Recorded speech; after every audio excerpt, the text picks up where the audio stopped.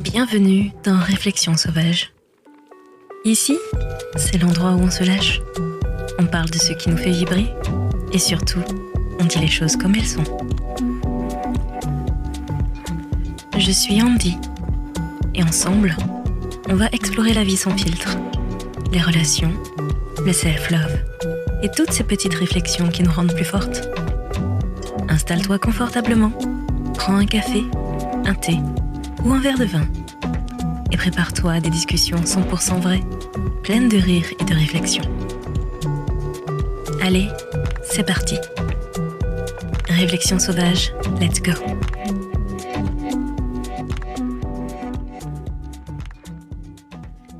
La nostalgie est-elle devenue notre refuge ? Quand j'étais ado, les adultes étaient nostalgiques des années 80. Puis, ma génération est devenue nostalgique des années 90. Ensuite, des années 2000. Aujourd'hui, on est déjà nostalgique de 2016. On est en 2026. Vous vous rendez compte ? On est devenu nostalgique d'une époque où on faisait des stories avec des oreilles de chien sur Snapchat. La nostalgie se rapproche de plus en plus de nous, alors qu'avant, on regardait 30 ans en arrière. Aujourd'hui, 10 ans suffisent. On réécoute les playlists de 2016 avec l'émotion d'une personne qui retrouve son journal intime. Et même la mode semble avoir décidé de faire marche arrière. Le plus drôle, c'est que dans 10 ans, il y aura probablement des vidéos 2036 is the new 2026. Et on dira tous, franchement, c'était quand même une belle époque. Alors qu'aujourd'hui, on passe notre temps à dire que tout va trop vite. Et c'est là que je me suis posé une question. Est-ce qu'on regrette vraiment 2016 ? Ou est-ce qu'on regrette surtout la personne qu'on était à cette époque ? Parce qu'au fond, je ne suis pas sûre qu'on ait envie de retrouver les vieux téléphones ou les vieux filtres. Je crois surtout qu'on aimerait retrouver cette impression que l'avenir nous faisait moins peur.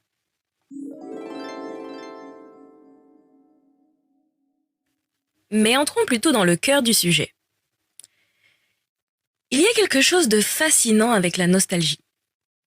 Elle est incroyablement sélective.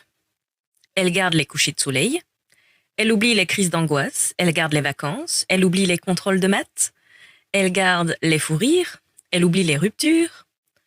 Notre cerveau est un excellent monteur vidéo. Il fait une compilation des meilleurs moments, version Director's Cut. Sans les scènes gênantes, sans les périodes compliquées. C'est peut-être pour ça que 2016 nous paraît si douce. Parce qu'entre-temps, il y a eu beaucoup de choses. Une pandémie mondiale, des confinements, des crises économiques, des guerres qui occupent quotidiennement nos fils d'actualité. Une impression permanente d'être bombardé d'informations. Avant, on ouvrait Facebook pour voir les photos des copains. Aujourd'hui, on ouvre une application et en 3 minutes, on a vu une catastrophe naturelle, une crise politique, une vidéo humoristique, une recette de pâtes, une intelligence artificielle qui chante Céline Dion et un chiot qui fait du skateboard. Notre cerveau n'a jamais été autant sollicité. Alors forcément, il cherche un endroit où respirer. Et cet endroit, c'est souvent le passé. Et pour moi, en 2016, qu'est-ce que je faisais ? C'est drôle parce que quand j'y repense, ce n'était pas du tout une période simple. Je finissais ma licence d'espagnol, je m'apprêtais à rentrer en master, j'étais en plein tournant et surtout, je quittais tout. Un job, une ville, une vie. 2016, c'est l'année où j'ai décidé de déménager sur un coup de tête. Un déménagement express, 1 mois pour tout changer, direction Montpellier. Une ville qui m'inspirait énormément, mais que je ne connaissais pas du tout. Je n'avais visité qu'un seul logement, un seul, oui. Et heureusement, je l'ai eu. Quand j'y repense aujourd'hui, c'était vraiment un mélange de stress, d'excitation, d'incertitude. Rien n'était vraiment stable, rien n'était vraiment simple.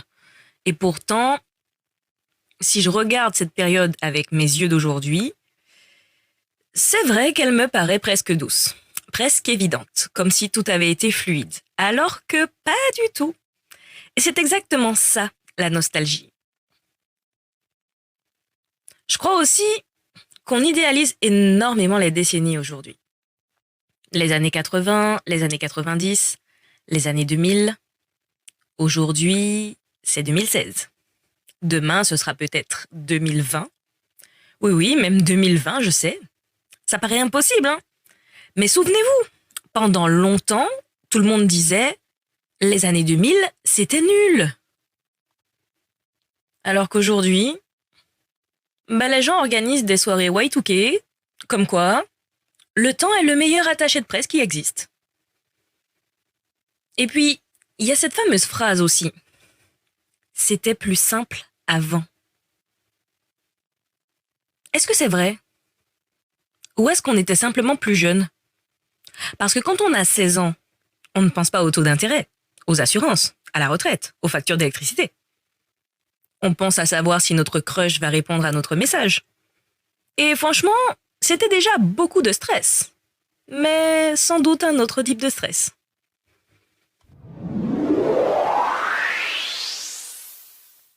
La minute réflexion sauvage. Perso, je ne crois pas qu'on soit amoureux du passé. Je crois qu'on est simplement fatigué du présent. Et c'est pas la même chose. Quand le monde devient plus rapide, plus bruyant, plus imprévisible, le passé devient comme une couverture. On s'y glisse quelques minutes, on écoute une vieille chanson, on regarde une ancienne photo, on retrouve une odeur. Et pendant un instant, on a l'impression que tout est à sa place. La nostalgie, c'est pas un problème. Elle devient un problème uniquement lorsqu'elle nous empêche de construire de nouveaux souvenirs.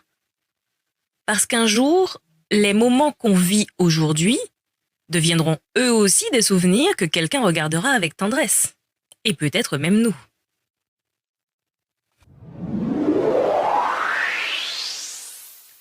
Les conseils sauvages.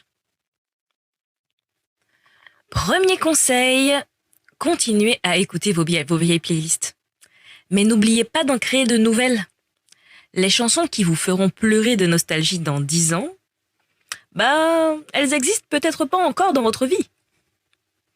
Mon deuxième conseil, c'est d'arrêter de comparer le présent avec nos meilleurs souvenirs du passé.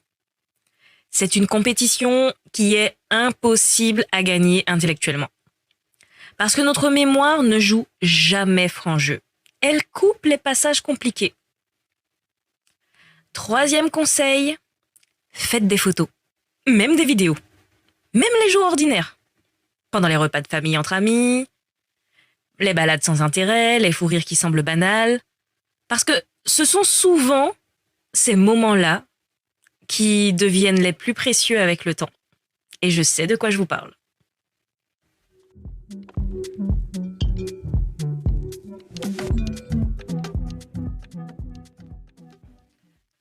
Au fond, peut-être que 2016 n'était pas meilleur.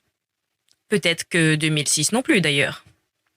Peut-être que nous avions simplement moins de responsabilités, moins de notifications et un peu plus d'insouciance. Et ça nous manque. Mais je refuse de croire que nos plus beaux souvenirs sont déjà derrière nous. Parce que sinon, à quoi bon continuer d'avancer? Alors oui, gardons nos playlists de 2016, nos vieux filtres, nos photos un peu floues, parce qu'elles racontent une partie de nous. Mais n'oublions pas de vivre suffisamment aujourd'hui pour que le nous de 2036 ait lui aussi quelque chose à regretter avec le sourire. Et puis, je vais être honnête avec vous, moi aujourd'hui, je préfère largement mon 2026 à mon 2016. Parce que même si tout est plus rapide, plus intense, parfois plus compliqué, je me connais mieux. Je sais mieux ce que je veux, je sais mieux ce que je ne veux plus. Et ça n'a pas de prix. Alors oui, 2016 avait son charme, mais 2026 a quelque chose de plus précieux encore. La conscience. Merci d'avoir partagé cette réflexion sauvage avec moi. Et on se retrouve vendredi prochain à 17h pour un nouvel épisode, puisqu'on entamera les hors-séries d'été. En attendant, profitez du présent, car c'est peut-être le souvenir préféré de votre futur. À vendredi prochain. Bisous sauvages.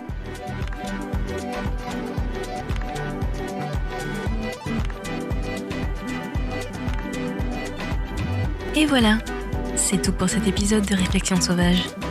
J'espère que ça t'a fait sourire, réfléchir et peut-être même un peu bousculer. Si tu as aimé, n'hésite pas à partager avec une amie, laisser un petit avis ou tout simplement en parler autour de toi. On se retrouve très vite pour une nouvelle dose de réflexion, de rire et d'authenticité. D'ici là, n'oublie pas, reste sauvage, reste vrai et surtout prends soin de toi.